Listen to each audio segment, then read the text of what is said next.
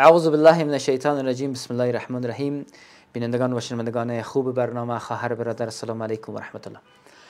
عزیزا، یک تعداد از صفات خانم ها را میگم. اگر شما چنین خانم را یافتین، فوراً به خواستگارش روان کنین، فوراً، اصلا تعلل نکنین، اصلا با دیگه کس مشوره نکنین، با الله تان مشوره کنین و آنن اقدام کنین چنین خانم را به دست بیارین. چنین خانم را به دست آوردن به فایده دنیایتان است، به فایده آخرتتان است، به فایده خودتان است، به فایده خانواده تان است، به فایده آینده تان است، به فایده آینده فرزندایتان است. هرگز ایره دیگه باز رها نکنین. چنین خانم ولو که 100 بار بری، ولو که 100 بار جواب رد برات داد، باز هم باید کوشش کنی که همه تو دختر را، همونطور یک خانم را به دست بیاری. اول خانمی که فضول نباشه، خانمی که در هر کار مداخله نکنه، خانمی که به فکری نباشه پدر چی کرد، مادر چی کرد، برادر چی کرد، خواهر چی کرد، به فکری نباشه. اولین زن همین موفق ترین زن است، این را به دست بیاره. دوم، زنی که هرگز اسرار خانه تا و اسرار خودت به کس دیگه نمیگه. چنین زن بهترین زن دنیا و آخرت است. در هیچ خانه نیست خواهر گرامی، برادر عزیزم، که در اوجا سر نباشه و راز نباشه. و زنی که اینمی سر، اینمی راز به دیگه کس انتقال نمیده، بهترین زن است. ما داریم زنایی که متاسفانه که تمام عمل کرده که با شوهر خود داره، چی موضوعات جنسی، چی دیگر موضوعات، کلش انتقال میده به مادر خود، کلش انتقال میده به خواهر خود، بعضی اوقات به برادرای خود میگه، بعضی اوقات به پدر خود میگه. زندگی خودم خراب کرد، زندگی اونها هم خراب کرد، خوابشان ازشان گرفت. حتی بعضی اوقات خواهر خانده ما برش میگم، خواهر خانده ها دارن که به اونها میگن و میبینی که تمام اسرارش رو دیگر را فاش ساخته. اما بهترین زن است که 1000 کار تو در پیشش انجام بدی و او از این گوش بشنوه، از این گوش کسی دیگه نشنوه، و او رازت به دیگه کس نگه. این بهترین زن، موفق ترین زن است. اگر میخواستین چنین زن را بگیرین، تحلل نکنین. سوم، زنی که همیشه تو را تشویق میکنه، همیشه تشویقش به صله رحمی است. همیشه برات میگه با مادرت خوبی کو، با پدرت خوبی کو، با برادرت خوبی کو، با پدر مادرم هم خوبی کو، با دوست آشنا اقارب خویشاوندا با اینها خوبی کو. این بهترین زن است. بزرگترین نعمت خدا را بر تو نشان میده. میفهمی صله رحمی چی است؟ رابطه تو با الله قطع نمیشه. هر صله رحمی را قطع کردی، رابطه تو با خدا قطع کردی. بنا به حدیثی که پیامبر علیه السلام بیان میکنه. پس بهترین زن همیست که تشویقت میکنه که صله رحمی را وصل کنی و همیشه صله رحم داشته باشی. چهارم، زنی که صبور است، صبر داره، در همه بخشای زندگی صبر داره، در دارید صبر داره، در نادارید صبر داره، در عبادت خدا صبر داره، در مصیبت ها که برش میرسه صبر داره و ناشکری نمیکنه، صبر میکنه. زندگی خواهر من، برادر من، یک نواخت نیست. بعضی اوقات یک انسان شاست، بعضی اوقات گدا است، بعضی اوقات گداست 400 باد شا میشه. بسا انسان های پولدار هستن که هیچ خیری در وجودشان نیست. بسا انسان های غریب هستن، آستین کونه دارن اما پر از محبت و لطف و شفقت و مهربانی هستن. پس زنی که صبور است، به این موفق شوین و این از دست ندین. قصه داستان ابراهیم علیه السلام براتون بگم. ابراهیم علیه السلام میایه به مکه،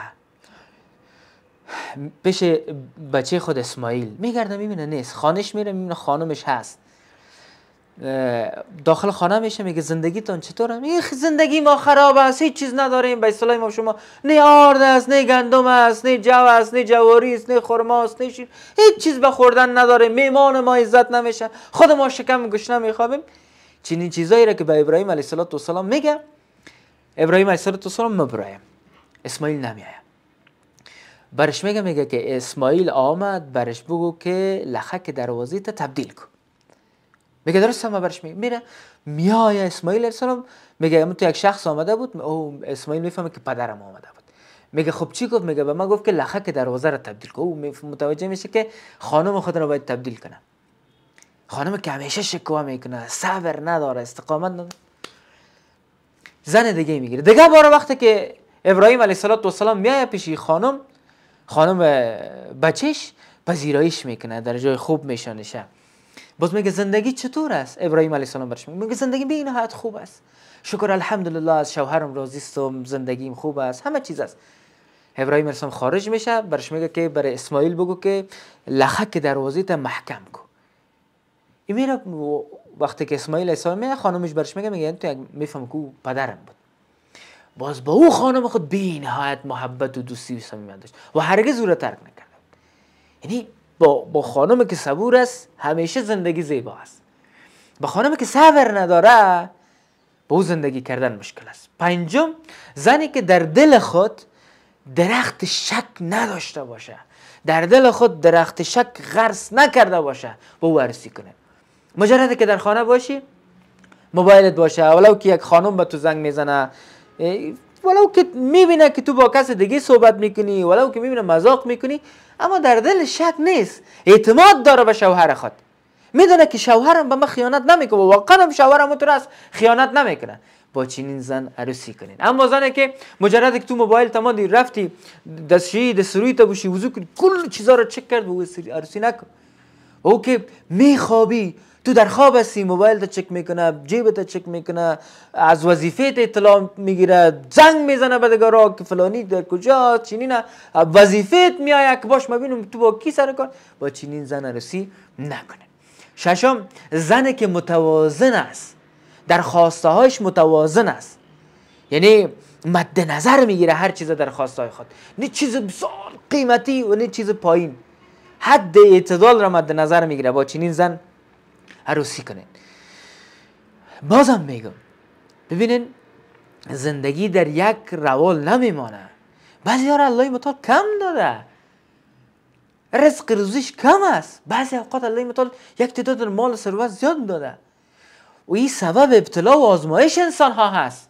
و الله میفرماید که نحن قسمنا بینهم معیشتهم، ما هستیم که در میانشان زندگیشان رو تقسیم میکنیم، با کی چقدر روزی باشه با کی چقدر روزی نباشه، این الله تقسیم میکنه. هفتم، با زن ازدواج کنین که صفت قدرشناسی در وجودش باشه، قدرشناس باشه، خوبی هایت رو بفهمه، درک کنه، اینطور نباشه که هر چقدر خوبی کنی خوبیت رو نبینه. ما داریم زنانه که والله اگر تو برش یک دانه گل را ببری تحفه بدی تا عمرش یادش نمیره. همین که تو یک بار برش میگی جانم عزیزم زندگیم، والله که صدها بار برات میموره. خصوصا این کلمات را در حضور دیگران، مثلا در حضور خانواده خود برش بگی، در حضور مادرت، در حضور خواهرهای، در حضور کسایی که متوجهی هستن که ببینند که تو با او چه قسم رفتار میکنی، این کلمات را برای خانمت بگی، والله فراموش نمیکنن. پس چنین زن را تعلل نکنین، به ازدواجش برین. اما داریم ما زنان که لو احسنت الى احداهن الدهر ثم رأت منك شیئا قالت والله ما رأیت منك خیرا قط. داریم زنانی که کل عمر برش خدمت کنی، اما کوچکترین چیز دید میگه به خدا قسم که از تو مرد هیچ خیر ندیدم. تو زنام داریم، اما زنی که قدرشناس است با این زن ازدواج کنن.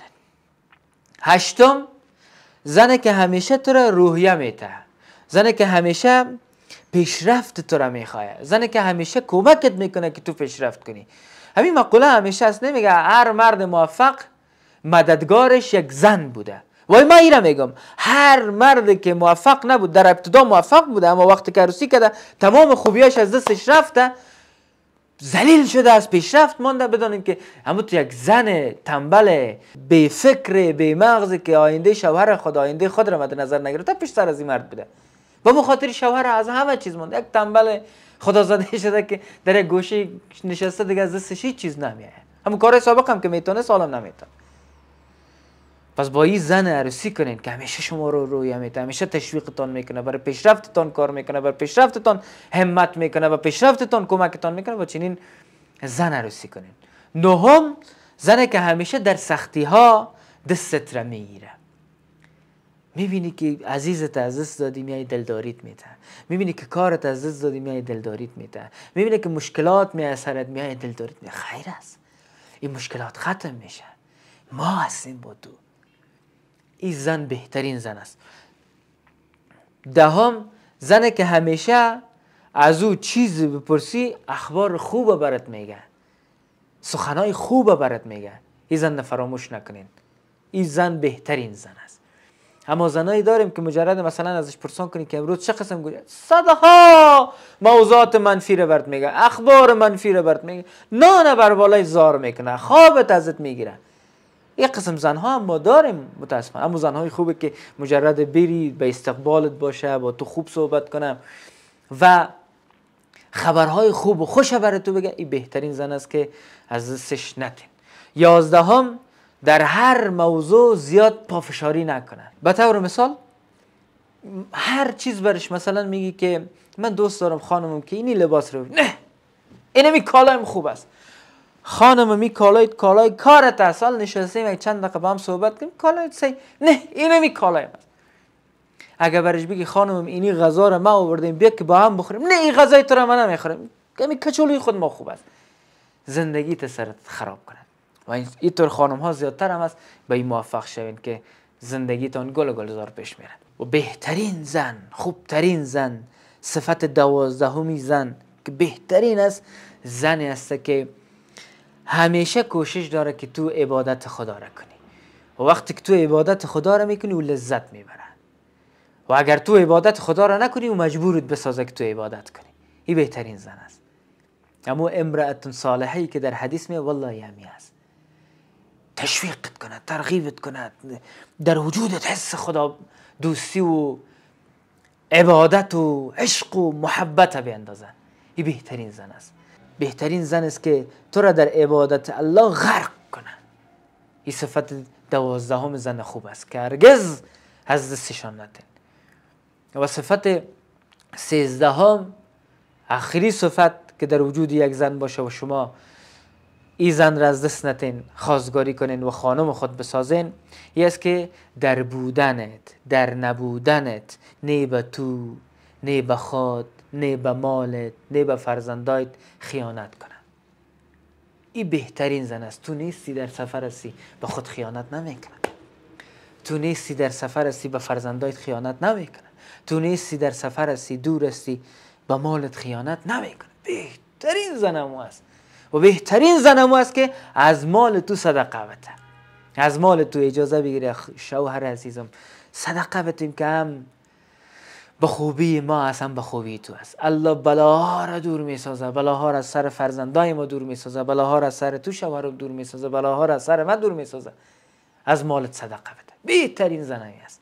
پس برادرای عزیز، اگر زن را یافتین که در وجودش ای یکی از 12 صفت بود، 100% خانم خود بسازنشه که دنیایتانم آباد است، آینده تانم تضمین است، آخرت تانم تضمین است.